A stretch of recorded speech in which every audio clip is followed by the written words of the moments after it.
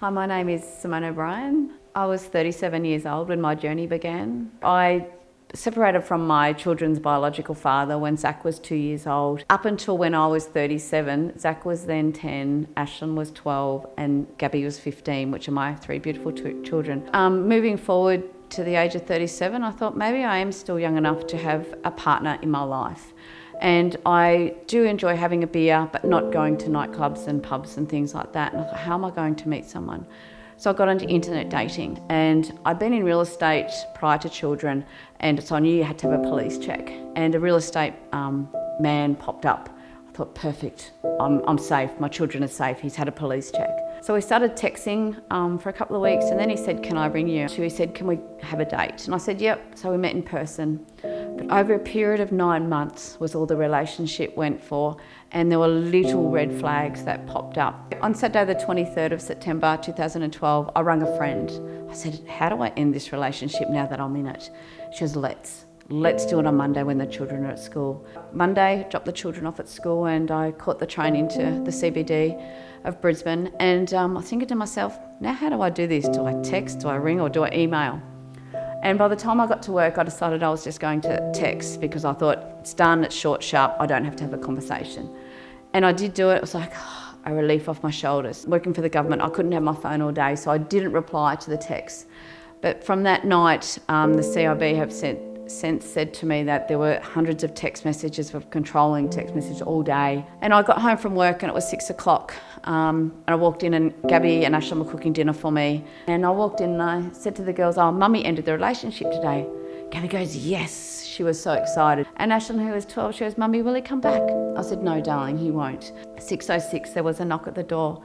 And I looked up and it was the perpetrator. He came, and I thought, I've got to teach my children the right things in life, showing respect, and I've got to speak to him that was the first time I'd spoken to him all day. And I opened the door and I said, hi, how you going? And he said, oh, can we talk about this? And I said, yeah, sure, putting a brave face on for my children. And he said, can we go into your bedroom? Obviously because the children were in the kitchen. And I said, yeah, sure. He said, why have you ended it? And I said, look, I'm a busy mum, 3 children. I just don't feel like I can give the time to a relationship. I was using all positive reasons why it was happening. I said, but let's be friends, Anyway, walking into my bedroom, I tripped over. I don't know if he actually pushed me over. I said I tripped over, but the CIB were asking me, and I can't remember if I did trip over, or he pushed me. And the perpetrator was a big man, and next minute I look up and you'll see a scar on my arm here, and there was a baseball bat coming down on me. So my arm was broken, I knew it was, but funny enough, it didn't hurt. And I yelled out to the girls, said, girls, come in and help Mummy. I said, I need help. And because I tried to get up with that arm, but obviously I couldn't. And him being there still with the baseball bat, and they came in, the girls, and they looked at me to say, Mummy, you can do everything. You can fix the house, you can fix the car, you can mow the lawns. But you know what? I honestly thought I was going to die because I didn't know how to get past this man and out the door.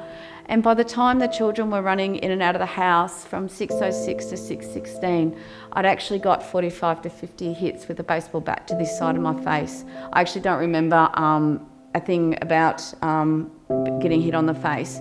But in that time, my neighbours, obviously with the girls running in and out, had to come in and survive me until the services came, and they did. And I was still conscious apparently at this time. I was talking to a neighbour that was actually holding my head together because it was just so smashed up. I couldn't see or anything. From that date, from the 25th of September 2012, it's now past 7 years, and I've actually just had my last operation at number 52. So I'm so excited. From that, the 45 to 50 hits from my face.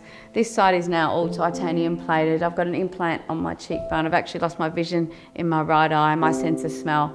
My whole jaw was all smashed in, and I could only open my jaw at 2 mil at one stage. But with the dedication of the surgical team that I've got, I'm where I am today. And I'm finding now that turning from a negative into a positive has been so rewarding, not only for myself, but for my children. And there's 3 things that I take in each and every day and say to myself, and that's just stay positive, keep smiling, and never give up, because we need to change what is happening in Australia. We need to not be scared to speak up on a little red flag. And if you look at my little red flags, went from little to massive in just a short time frame. As a mum, and my kids call me a nagging mum, We need to be a nagging mum. Not just ask them once, are you okay? Ask them 5 or 6 times, because they will then eventually say, oh look, he raised his hand at me last night. And that's an instant red flag to go and get help. And the services around in Australia are absolutely, unbelievable, and are aware of what's going on.